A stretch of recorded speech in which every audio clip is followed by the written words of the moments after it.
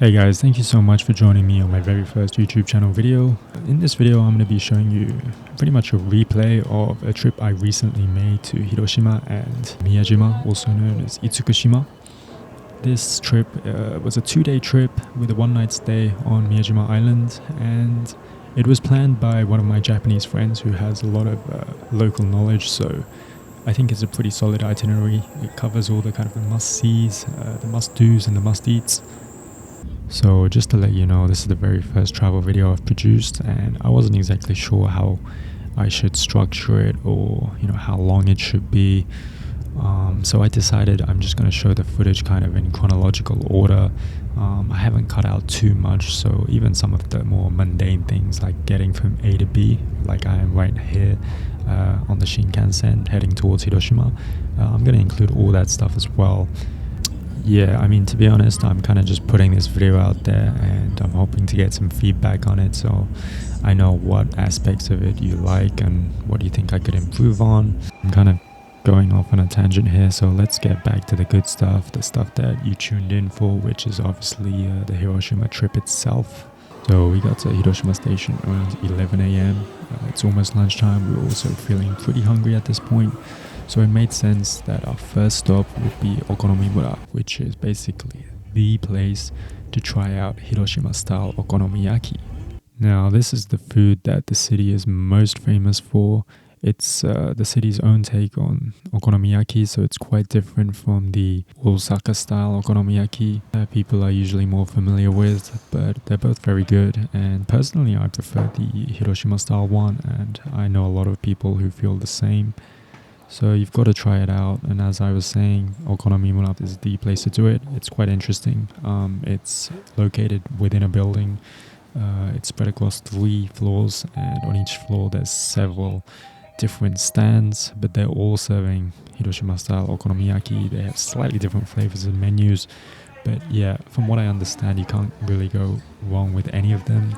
The one I ended up going to was called Chichan. It's on the 2nd floor. I definitely recommend it. But if that's full, you can just have a look around some of the other ones as well. So the way this works is you basically find an empty seat, sit yourself down, pick something off the menu and order it, and then they'll start cooking it right in front of you and serve it to you on a plate. Now, it is a popular tourist spot, so there will be an English menu available as well, and you shouldn't really have any difficulty ordering. Payment is made as you leave the stall. Other than that, yeah, just enjoy the meal. It's good. After we had finished our lunch, the next part of our trip was to walk over to the Hiroshima Peace Memorial Park.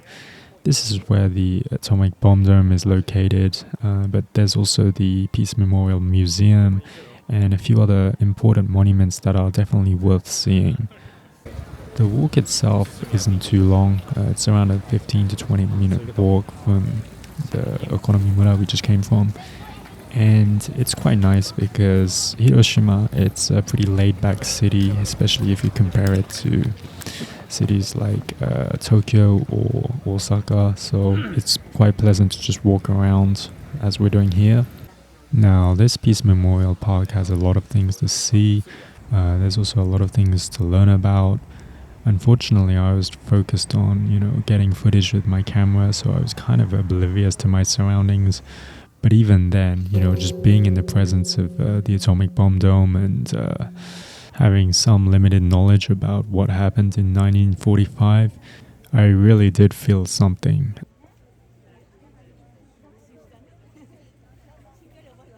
The Peace Memorial Museum was definitely one of the most memorable parts of the trip.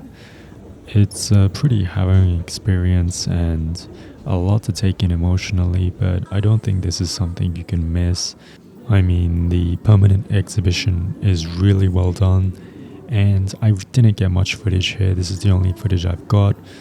Something just didn't feel right about filming the whole museum, and to be honest, I was pretty immersed, which is pretty unusual for me. Usually in museums, I'm kind of just like, whatever, but this one really hit me.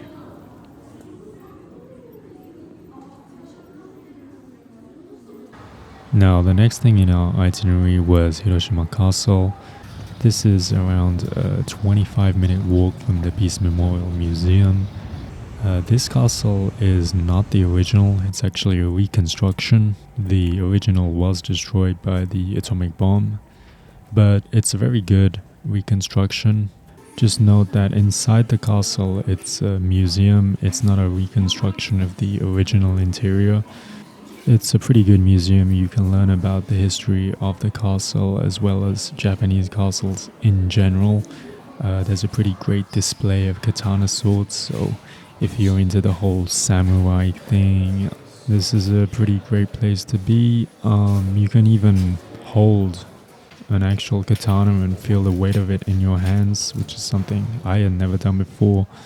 And if you climb to the top of the castle, you get a great panoramic view of the city. The buildings in Hiroshima aren't that tall, most of them at least anyway, so you can really see far into the distance. So after Hiroshima Castle, it was about time to start heading towards Miyajima Island. Now, the most typical way to get to Miyajima is to take the train from Hiroshima Station to Miyajima-guchi Station, and then from there take a short ferry ride to the island. But my friend suggested we instead go to Hiroshima Port and then take a high-speed boat to the island. Now, this high-speed boat is a lot more expensive. It's 2,200 yen, but it's a 32-minute ride and it offers really stunning views of the area. So yeah, it's up to you whether you think it's worth it paying extra for this high-speed boat experience. I definitely think it was. It was really nice. I mean, we were the only people on the boat actually, so I would recommend it personally. After reaching Miyajima and getting off the boat, the first thing we did was to of course head towards the famous gate of Itsukushima Shrine. Now, this gate is not only the island's most iconic landmark, but it's also one of Japan's most famous sites in general. So when you're on the island, you'll want to see it more than once. It's a real sight to behold. But walking there is always nice as well. Walking around the island in general is just really enjoyable because of its laid-back vibe. Just to let you know, there are deer just walking around the island. And these deer are friendly and chill. They're not like the weird deer in Nara who have kind of learned to headbutt people for food. So as you can see here, we were approaching this gate, and although it's my second time on the island, it still impresses me every time. Right now it's low tide, which means that you can walk right up to it and get some amazing photos of it up close. And that's what's really cool about this shrine, is that depending on whether it's high tide or low tide, it changes quite a lot. When it's high tide, it literally looks like it's floating above the water, and most of the famous photos of it are when it's high tide, but being able to just get so close to it is also really special in my opinion. After relaxing for a bit, it was time to head to our hotel to check into the room we had booked. We booked at a hotel called LiveMax Resort. Now, this is one of the cheaper lodgings available in the area. There are a lot of really nice traditional high-end ryokan on Miyajima, but this place was also really nice. It had onsen, it had a buffet restaurant, a swimming pool, an entertainment area, a karaoke room. It had a lot going for it, and I think we paid 17,500 yen, and that was including all you can eat dinner and breakfast, so it was a pretty good deal. The room we booked was one of the bigger ones, and it actually came with a private bath, which was a really nice touch. I took advantage of it, but I also went in the onsen a couple of times, and just to add to that, there was more than one onsen. I think there were two in the resort. Now, I don't know how much there is to do on the island at night, but that's kind of the beauty of it. It's a great place to wind down and just chill. What we ended up doing was, after eating at the buffet restaurant, which was really good, by the way. We went to the entertainment part of the hotel, played some table tennis, played some crane games, and then we went outside again to check out the Torii gate, but this time we stopped at the convenience store on the way and bought a few drinks so that we could drink while enjoying a spectacular view.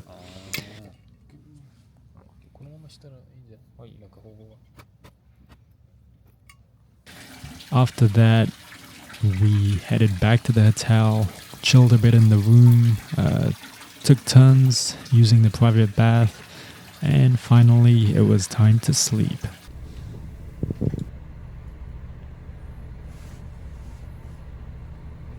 After waking up early, feeling nice and refreshed, it was time to do our first activity of the day, which was to visit Itsukushima Shrine itself.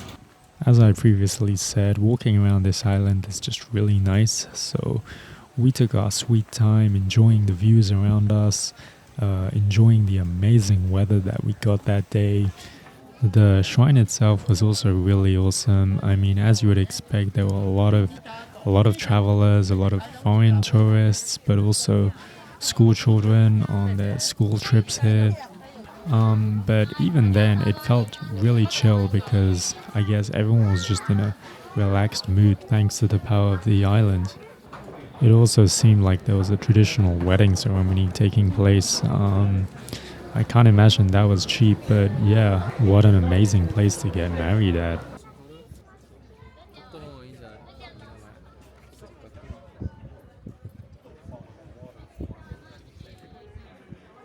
Next up on the itinerary was to go up Mount Misen.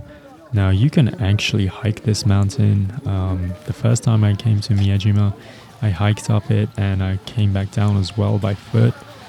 It's not a particularly difficult climb, but it does take quite a lot of time. So what we did this time was to take the cable car up and down. That's what probably most travelers do, really. It's also really nice to take the cable car. The cable car station is located approximately 10 to 15 minutes away from the shrine that we had just visited. I definitely recommend walking there because it's a nice walk and there's some nice things to see, but there is also the option of taking a shuttle bus for free to the cable car station if you prefer.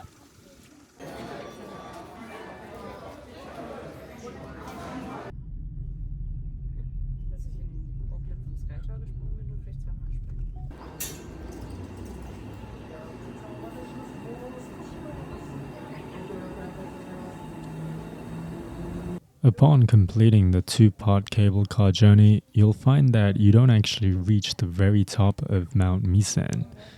To get to the very top and enjoy the most spectacular views the island has to offer, you will need to complete a 20 to 30 minute hike up to the Mount Misen Observatory. This wasn't that challenging for me. As I already mentioned, I did climb the entire mountain previously, but it's also not a walk in the park, so make sure you've got a drink with you and take as much time as you need. As you can see, the views from the top are absolutely stunning. The observatory itself does have a nice resting area, and we relaxed here because we were going to be doing the exact same hike back to the cable car station, which is also a little tiring, as I mentioned.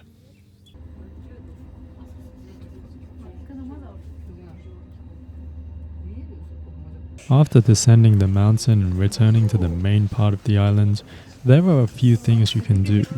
We decided to go to Senjokaku, which literally means a pavilion of 1,000 mats. It's a huge shrine that is really worth visiting just because of its really unique nature. Daisho Inn, a temple that's also nearby, is also worth going to. We didn't go on this occasion because I had already visited it on my previous trip to Miyajima, but if you have time, definitely consider adding that to your itinerary. At this point, we had finished visiting all the sites that we had planned to see on this island. So now it was time to head to the shopping street and enjoy the food and drink that Miyajima had to offer. Now there are a lot of things to try here, but I'm gonna talk about the ones that you definitely need to try. First up is the fried momiji manju. This is the deep fried version of the momiji manju, which is a tasty little Japanese snack. Hiroshima is also Japan's biggest producer of oysters and lemons, so why not put them together by enjoying oysters with a lemon sour, a popular Japanese alcoholic beverage. If alcohol is not your thing, there are plenty of other lemon-based drinks that are worth trying, such as lemonade and lemon squash. Another very popular Hiroshima specialty is anagomeshi. This translates to conger eel rice. Now, you might be familiar with unagi, which is Japanese eel, and that's what's used in a lot of sushi dishes and is popular across Japan. Conger eel is less common, but it's also very good. I personally prefer the taste of unagi, but I've heard other people say otherwise, so it's definitely worth trying, and I'd be interested to know which one you prefer. However, you don't need to try all these dishes at once on Miyajima Island. We were all feeling pretty full after the oysters. Don't forget that we had also eaten the all-you-can-eat breakfast at the hotel in the morning. So we decided to take the ferry back to the mainland, and just a short walk away from the mainland ferry terminal, there's a really famous anagomeshi conger eel rice restaurant, and that's where we ate the conger eel rice.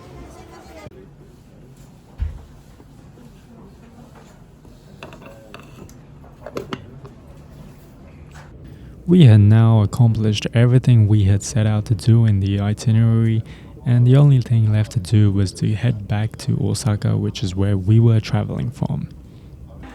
Now, although we came by bullet train because we wanted to arrive in Hiroshima as early as possible, we weren't in a hurry to get back to Osaka, so we decided to take the express bus instead, which saves a significant amount of money. But it is a fairly long journey, keep that in mind. It's around 5 hours, so depending on how much of a hurry you're in, the bullet train might be a better option, especially if you've already got a JR pass. Anyway, thank you so much for watching this video right up until the end. I hope you enjoyed it. I'd really love to get some feedback on what you think about this video. I do hope to make some more travel videos in the future. I don't have any planned as of right now, but it is something I'm already starting to think about. And so yeah, I just hope you enjoyed this video, and if you're visiting Japan, I hope you have a great trip.